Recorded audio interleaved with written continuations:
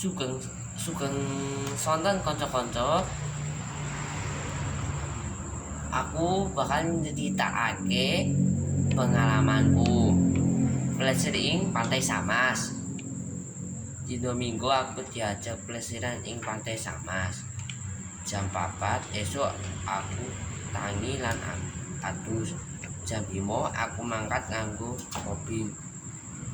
Mangkat menyang Pantai Samas kuwi liwat Kasongan, Dalan Bantul, Kuto Bantul, Palbapang.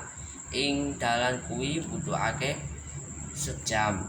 Tekan pantai kira-kira jam 6 esuk. Ing pantai ora rame banget. Ing pantai ana pasar cilik.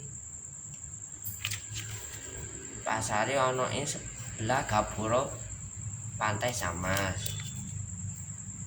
Ing pasar kuwi akeh wong sing dodol werna-werna. Saka sayur, iwak, piti, manuk lan liya-liyane. Ing pantai aku tuku iwak anggo masak ning omah. Jam 09.00 esuk aku bali. Aku senang banget amarga iso dolan ing pantai. Matur nuwun.